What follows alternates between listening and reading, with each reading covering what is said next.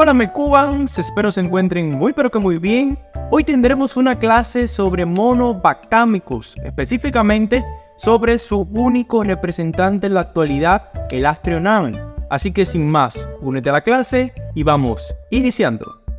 Entonces, comenzando con estas primeras características o características que considero esenciales para estos monobactámicos, quisiera decirte que pertenecen a un gran grupo de antibióticos llamados beta-lactámicos. ¿Y por qué van a ser beta-lactámicos? Porque en su estructura presentan un anillo beta-lactámico. ¿Y quiénes van a entrar dentro de esta clasificación que hemos visto en las clases? Las penicilinas, cefalosporinas, carbapenémicos, que fue la última clase que impartimos. Y otra característica que considero vital que te aprendas de estos monobactámicos es que son muy resistentes a metalolactamasas beta.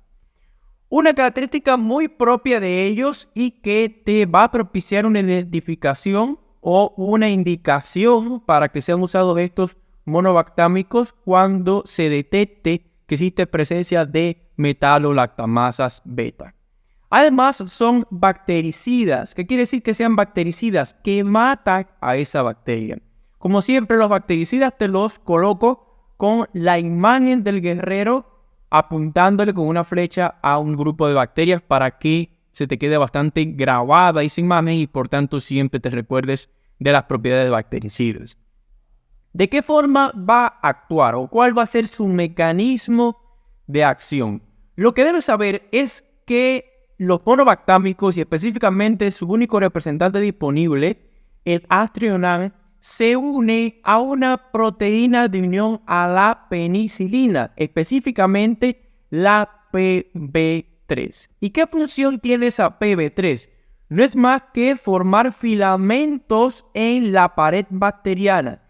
Y la unión de ese monobactámico, de ese Astrionam, a esa proteína de unión a la penicilina o PBP3, ¿qué va a propiciar? Que no se formen esos filamentos en la pared bacteriana, que esa bacteria se elongue, quiere decir que se haga más larga y finalmente provocar la muerte de dicha bacteria. Llévate estas características generales de los monobactámicos y el mecanismo de acción, que si quieres puedes revisarlo con más calma para que no te queden grabados. ¿Qué más podemos decir de ellos? Como les dije, el único representante disponible va a ser el Astrionam, que se utiliza generalmente por vía endovenosa, intramuscular, inhalatoria, incluso la podemos tener también entre las vías de administración y que generalmente da pocas reacciones adversas. Reacciones básicas de hipersensibilidad, la presencia de reacciones alérgicas que son propias de estos beta-lactámicos, pero no son la gran cosa. Características que debes llevarte en cuanto a vida media, puedo decirte de que tiene una vida media de alrededor de 1 a 2 horas. Se eliminan en 80%, quiere decir que tienen una gran eliminación por vía renal. Se dice que un 40% por filtrado glomerular y 40% por secreción tubular. Algo vital es que la mayoría se elimina en la orina de forma inalterada. Quiere decir que no tiene un gran metabolismo. Por tanto, tienes que tener muchísimo cuidado en aquellos pacientes con insuficiencia renal, donde su vida media va a ser prolongada. En cuanto a la distribución, se distribuye en gran cantidad de tejidos, pero sobre todo penetra bien en el sistema nervioso central. Útil, por tanto, para infecciones de ese sistema nervioso central. Tiene similitud estructural con la ceftazidima, que es una cefalosporina de tercera generación. Por tanto, va a tener un espectro frente a gram negativos, que veremos ahora los usos principales que va a tener este Astrionam. Va a tener un espectro gram negativo similar a las cefalosporinas de tercera generación. Y por esta similitud estructural también puede darse alguna que otra reactividad cruzada, pero siempre va a ser escasa, no es la gran cosa tampoco. Usos o indicaciones del Astronan. La parte más importante de esta clase que quiero que te lleves. Se utiliza para infecciones por gram negativos aerobios. Nunca frente a gram positivos, nunca frente a anaerobios. Y por tanto, si es activo o se actúa frente a infecciones por gram negativos, ¿en qué patología se va a utilizar? Generalmente en infecciones del tracto urinario causadas por Escherichia coli, neumonías por Klebsiella, por Haemophilus influenzae, que si hemos visto todos son gram negativos, enfermedades ginecológicas por Neisseria gonorrhoeae, meningitis o meningoencefalitis, no les hablé que penetraba bien en el sistema nervioso central. Bueno, por tanto va a ser muy útil en meningoencefalitis o meningitis causada por Neisseria meningitidis y Haemophilus influenzae. También es útil en quemaduras donde exista un gran riesgo de infección por Pseudomonas aeruginosa, otro medicamento, el Astronan, que es utilizado para la Pseudomonas.